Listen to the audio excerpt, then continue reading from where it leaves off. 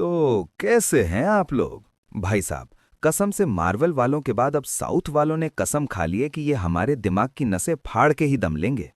हमारे रॉकी भाई यानी यश पाजी वापस आ गए हैं अपनी अगली फिल्म लेकर, जिसका नाम है toxic, a fairy tale for grown ups.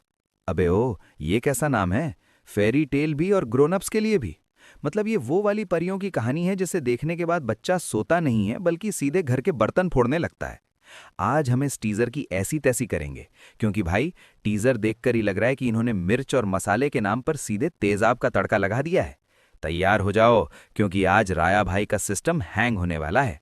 भाई, टीजर रिलीज नहीं होता कि वो आईडी दे दो, लिंक दे दो वाले भूखे नंगे शिकारी सक्रिय हो जाते हैं। अबे ओ, थोड़ा सब्र कर लो। हर हफ्ते तुम्हारा नेशनल क्रश ऐसे बदलता है जैसे लोग मोजे बदलते हैं। और अगर तुम्हें यही सब मसालेदार चीजें देखनी है तो फिर बनाने वाले तो तुम्हें भर भर के देंगे ही ना। लेकिन एक बात बोलूं, जब एक फीमेल डायरेक्टर गीतू मोहनदास मास और वायलेंस के मैदान में उतरती है ना, तो वो मर्दों की तरह सिर्फ ऊपर ऊपर का कचरा नहीं दिखाती, वो सीधा तुम्हारे बिगेस्ट नाइटमेयर में घुसना चाहती है। और भाई, ये यश और गीतू दोनों के लिए बहुत बड़ा रिस्क है। टीजर चिल्ला चिल्ला के कह रहा है कि भाई इसमें सेक्स, वायलेंस और खून खराबा यानी गोर इतना होगा कि सेंसर बोर्ड वाले अपनी कैंची घर पर ही भूल जाएंगे। सब कुछ ओवर द टॉप है, जैसे तुम्हारे दोस्त की फेंकी हुई झूठी कहानियां। टीजर शुरू होता है कब्रिस्तान से। वाइब पूरी विदेशी है, जैसे कल ही ये लोग लंदन से शिफ्ट हुए हों, पर चेहरे कुछ देसी दिख रहे हैं। कैमरा गोरे लोगों पर ऐसे चिपक रहा है जैसे उनके चेहरे पर सोना लगा हो। तभी वहां एक बड़ा गैंगस्टर अपने पूरे खानदान और बंदूकों के साथ आता है और एक चलते हुए अंतिम संस्कार को रुकवाकर उसे अपना प्राइवेट इवेंट बना लेता है। अबे भाई, मतलब मरने के बाद भी शांति नहीं है। वहां एक गोरा विलन पूछता है, क्या वो आएगा?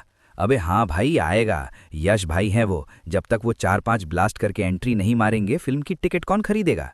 राया भाई कोई मर्यादा पुरुषोत्तम नहीं है कि वो नियमों का पालन करेंगे।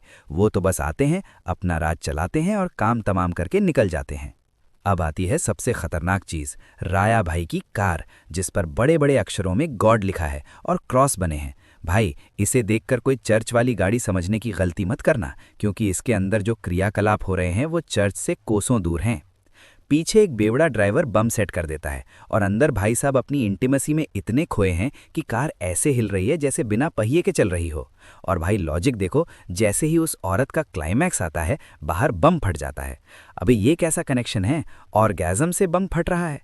ये तकनीक अगर हमारे वैज्ञानिकों को मिल जाए तो पूरी दुनिया का नक्शा बदल जाए।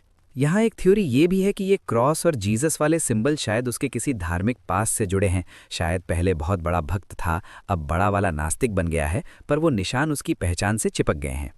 धमाके के बाद अपना राया भाई बाहर निकलता है और बचे हुए गैंगस्टर्स को ऐसे मारता है जैसे घर में कॉकरोच मार रहा हो। पूरी केजीएफ वाली मास वाइब है। लेकिन एक सीन ने मेरा दिमाग हिला दिया।